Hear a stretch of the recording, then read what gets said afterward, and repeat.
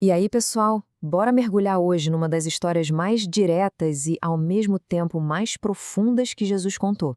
É uma parábola que bota duas pessoas, duas atitudes e duas orações, uma do lado da outra, e acaba forçando a gente a encarar uma coisa que, muitas vezes, a gente prefere desviar o olhar: o orgulho, a humildade e como a gente se enxerga de verdade diante de Deus. Vamos desvendar isso juntos. Olha só, logo de cara o texto já entrega a chave para entender tudo. Essa história não foi contada para o vento, não. Ela tinha um alvo, um endereço certo.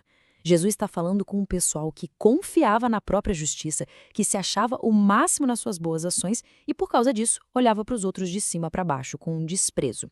O problema é que a parábola quer resolver é exatamente esse, a autoconfiança que vira arrogância. O cenário que ele escolhe é o templo, o lugar mais sagrado que existia. E é para lá que vão dois homens para orar. E eles não podiam ser mais diferentes. Eles são literalmente os dois extremos do espectro social e espiritual da época. E a oração de cada um vai ser como um raio-x da alma, revelando o que de fato estava no coração deles. De um lado, a gente tem o fariseu. Pensa nele como o cara exemplar, o modelo de retidão da sociedade. Alguém que todo mundo olhava e falava: "Uau, esse aí é um homem de Deus". Do outro lado, o publicano, um cobrador de impostos. Naquela cultura, isso era o pior tipo de pessoa que podia existir. Ele era um judeu que trabalhava para o Império Romano, basicamente enriquecendo às custas do próprio povo. Então ele era odiado, desprezado por todo mundo. E aí a gente ouve a primeira oração, a do fariseu. Ele começa agradecendo, o que à primeira vista parece ótimo, né? Mas, se a gente presta atenção, percebe uma coisa. O foco da oração não é Deus. O foco é ele mesmo. A oração é, na verdade, um grande autoelogio, uma lista de motivos pelos quais ele se acha superior aos outros, especialmente aquele publicano ali no canto. E ele começa a listar as provas da sua justiça. Primeiro, ele se compara com os outros, os pecadores. Depois, ele menciona que jejua 2 vezes por semana. E o detalhe aqui é que a lei só exigiu jejum uma vez por ano. Ou seja, ele fazia muito mais do que o esperado. E para fechar, ele diz que dá o dízimo de absolutamente tudo que ganha. Tudo isso alimentava o orgulho dele, aquela certeza de que, poxa, Deus tinha que ouvi-lo. Então aqui está o ponto central. O erro fatal do fariseu não era o que ele fazia, jejuar e dar o dízimo são coisas boas.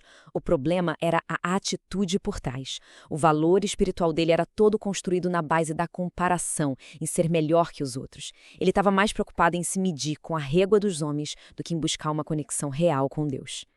E aí, em contraste total, vem a segunda oração. É curta, direta, e não tem nenhuma, absolutamente nenhuma, tentativa de se justificar.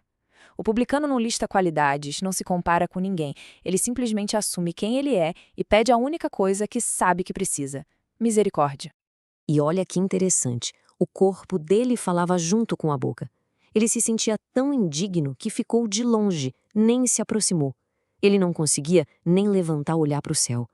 E o gesto de bater no peito era um sinal cultural fortíssimo de um profundo arrependimento, de uma dor na alma. Cada gesto dele gritava: "Eu não mereço estar aqui". Bom, com as duas orações na mesa, a história chega no seu ponto alto. Jesus agora vai dar o veredito. E a resposta que ele dá ia deixar todo mundo que estava ouvindo de queixo caído. A pergunta fica no ar: quem saiu dali certo com Deus? O religioso exemplar que fazia tudo certinho e mais um pouco, ou o pecador odiado por todos que só conseguiu pedir por misericórdia? A gente pensa que a resposta é óbvia, né? Mas se prepara porque a história vai dar um giro de 180 graus agora. E a resposta vem simples, direta e, para a lógica religiosa da época, totalmente demolidora: o publicano. Foi ele quem voltou para casa justificado, e não o fariseu. Mas o que quer dizer justificado? Não é que Deus simplesmente passou um pano para os pecados dele. Justificado significa ser declarado justo. É como se a dívida dele tivesse sido paga. E o ponto mais importante é: essa condição não foi conquistada por mérito, mas foi um presente dado por Deus. O publicano foi justificado não porque era bom, mas porque ele reconheceu que não era bom e confiou totalmente na misericórdia de Deus. Então, o que essa virada na história ensina pra gente? No fundo, essa inversão de papéis aponta para um princípio espiritual que é, uau, fundamental e totalmente atemporal. E aqui está a moral da história, a regra de ouro. É tipo uma lei da física espiritual do reino de Deus. Quem tenta se colocar para cima, se exaltar, uma hora ou outra vai ser humilhado. Mas quem se humilha de verdade, reconhecendo sua dependência, esse sim será exaltado. O fariseu se exaltou, foi humilhado. O publicano se humilhou e foi exaltado. E se a gente colocar os dois lado a lado, o contraste fica gritante. Olha só. O fariseu, o fundamento dele eram as próprias conquistas. A confiança dele estava nele mesmo, e a atitude era de comparação. Resultado? Humilhação.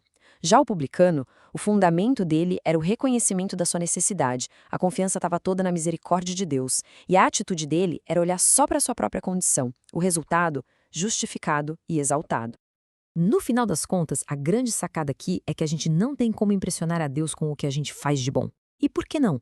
Porque qualquer coisa boa que a gente consiga fazer, a origem não é nossa, a origem é Ele. É Ele quem nos capacita. Então, se a fonte de toda a bondade é o próprio Deus, bom, não sobra espaço para a gente bater no peito e dizer, fui eu que fiz. E assim que essa parábola de 2000 anos atrás deixa de ser só uma história antiga e se torna um espelho para a gente hoje. A pergunta que ela deixa no ar é essa: quando a gente se aproxima de Deus, a nossa confiança está firmada em quê? Na nossa lista de méritos? No nosso eu não sou como os outros? Ou na confissão simples e humilde de que, assim como o publicano, a nossa única esperança real está na misericórdia de Deus?